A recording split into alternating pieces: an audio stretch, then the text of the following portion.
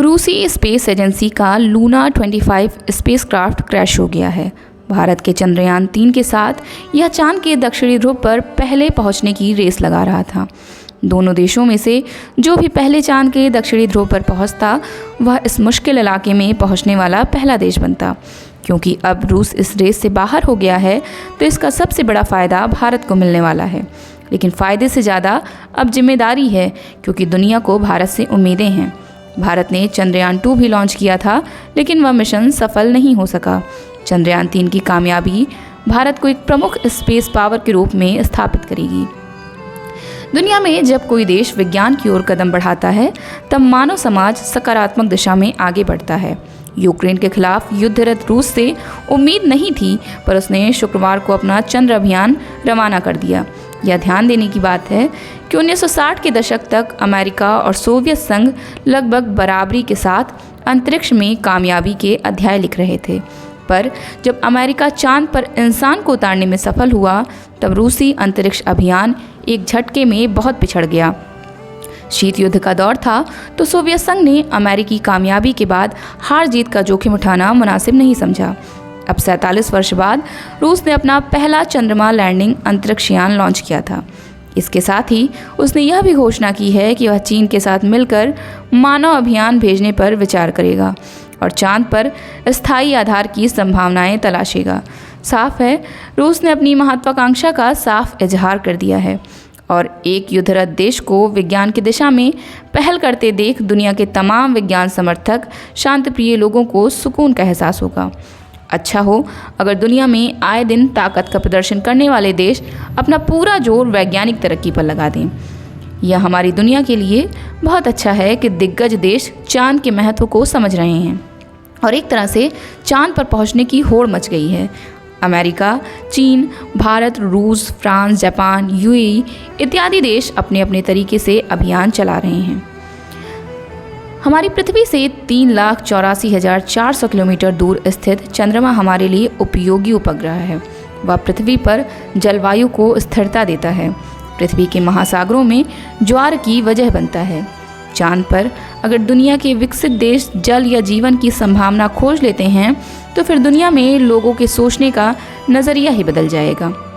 दुनिया में जिस तरह से छोटी छोटी बातों व स्वार्थ की वजह से लोग लड़ रहे हैं, वह किसी त्रासदी से कम नहीं है।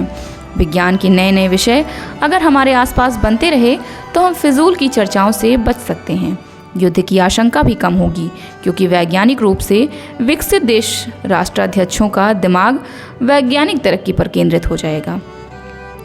यह कितनी बड़ी खुशी है कि भारत का चंद्रयान 3 भी चांद के करीब पहुंच रहा है और वहां के परिवेश का अध्ययन कर रहा है। दुनिया की निगाह भारत के इस अभियान पर टिकी हुई है।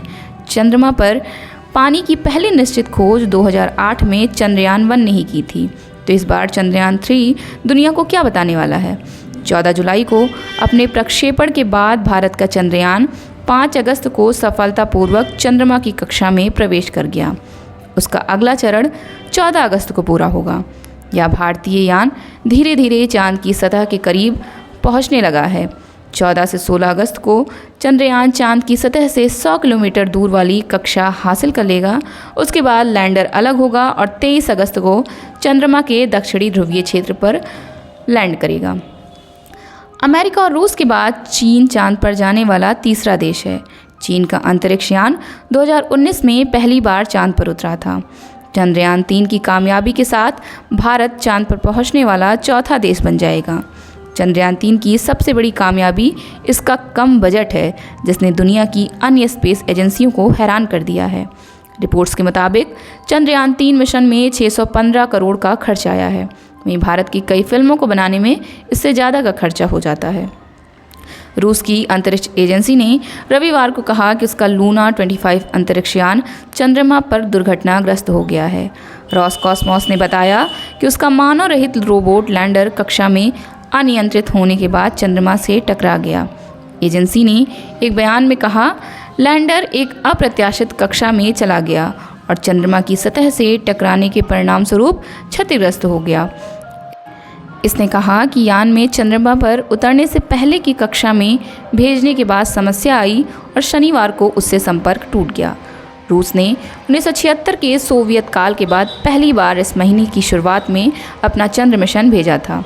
यान के दुर्घटनाग्रस्त होने की खबर आने से पहले रॉसकॉस्मोस ने शनिवार को जानकारी दी कि असामान्य परिस्थिति उत्पन्न हो गई है और विशेषज्ञ समस्या का विश्लेषण कर रहे हैं। रॉसकॉस्मोस ने टेलीग्राम पोस्ट में कहा, अभियान के दौरान स्वचालित स्टेशन पर असामान्य परिस्थिति उत्पन्न हुई, जिसकी वजह से विशिष्ट मानकों के अनुसार मार्ग में तय बदलाव नहीं किया जा सका। इस अंतरिक्ष यान को सोमवार को चंद्रमा के दक्षिणी ध्रुव पर उतरना था। इसकी प्रतिस्पर्धा भारतीय अंतरिक्ष अनुसंधान संगठन इसरो के चंद्रयान 3 से थी, जिसे 23 अगस्त को चंद्रमा की सतह पर उतरना है।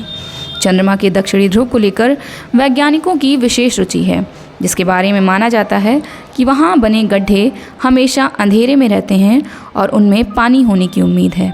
चट्टानों में जमी अवस्था में मौजूद पानी का इस्तेमाल भविष्य में अंतरिक्ष यात्रियों के लिए वायु और रॉकेट के ईंधन के रूप में किया जा सकता है।